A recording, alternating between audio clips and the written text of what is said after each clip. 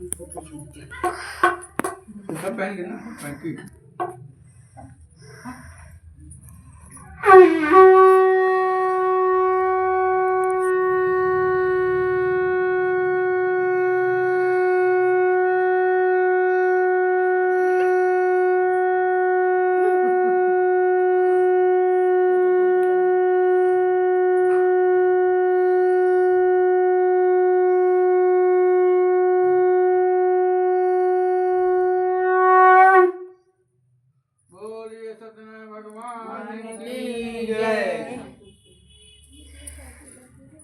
समय यही रहेगा ना सुबह वाला। हाँ 11 बजे तक। क्योंकि शाम को भी कथा एक रहती है तो फिर सुबह का हो जाएगा सही रहेगा।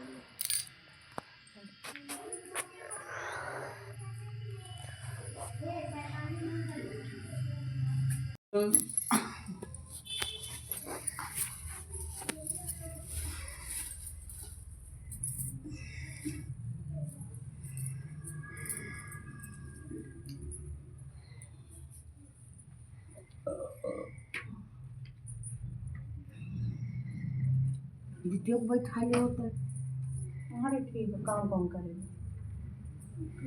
दूसरे अध्याय में लिखा है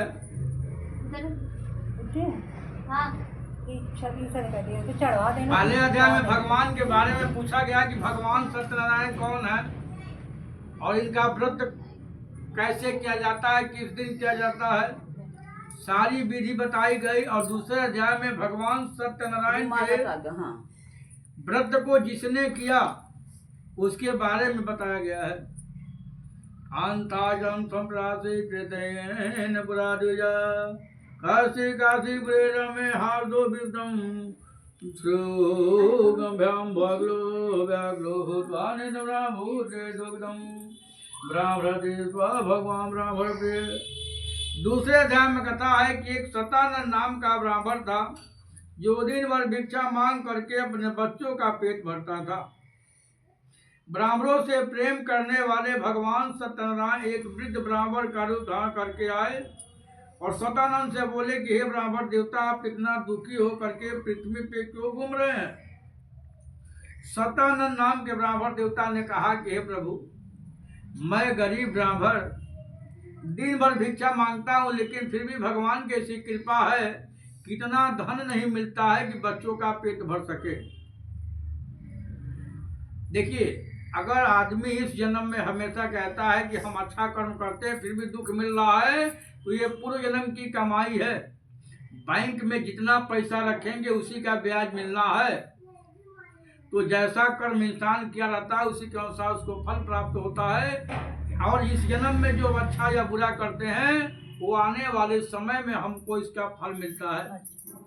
तो सतानंद ने कहा कि हे ब्राह्मण देवता, मैं इस जन्म में ब्राह्मण पैदा हुआ, पढ़ा लिखा विद्वान हुआ, लेकिन पूर्व जन्म का पाप मेरा पीछा नहीं छोड़ रहा है, इसीलिए मेरे जीवन में कष्ट हो रहा है। अगर मेरे इस दुख को दूर करने का कोई उपाय हो तो बताइए। भगवान रूपी ब्राह्मण जो विष्णु भगवान जो है सत्यनारायण भगवान ने कहा कि आप भगवान सत्यनारायण के कथा को सुनिए, उनके व्रत को करिए, उन्हीं के कृपा से आपके जीवन के सारे कष्ट दूर हो जाएंगे, अन्न धन वंश की प्राप्ति होती है। जो है वैश्य ने कहा कि हे राजन, हमारी भी कोई संतान नहीं है, यदि आपकी कृपा हो और हमारी भी कोई संतान हो तो हम भी भगवान के कथा को सुनेंगे। और वैश्य संकल्प करके प्रसाद को लेकर के अपने घर गया कि हमारे घर में भी कोई संतान होगी तो हम भगवान सत्यनारायण की कथा को सुनेंगे और उनके पूजन को करेंगे।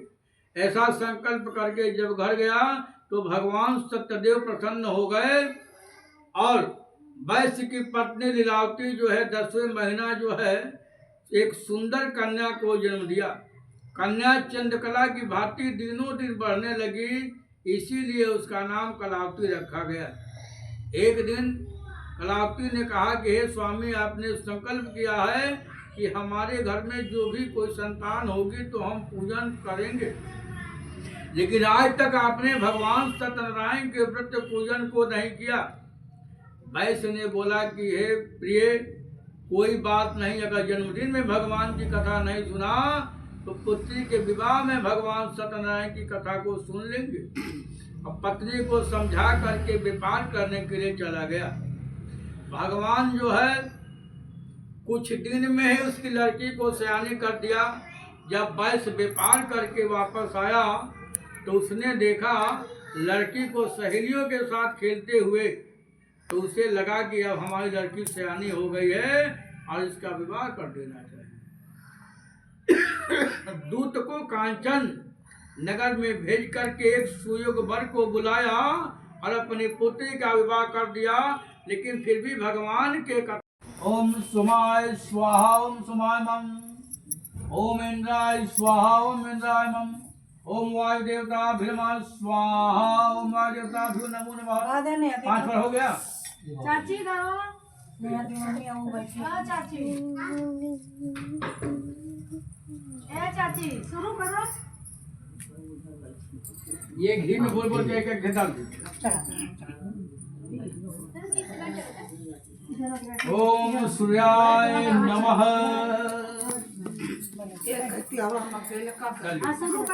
ओम चंद्राय नमः। चंदन के रीला काढ़िया कपूरा माना के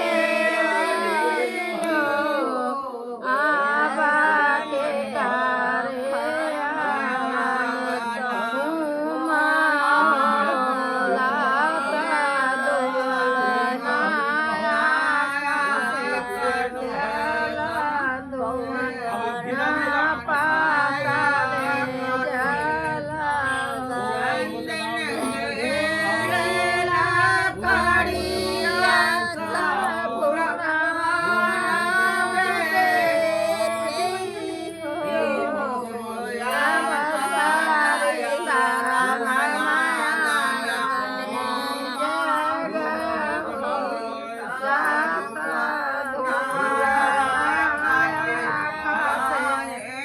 कथा का।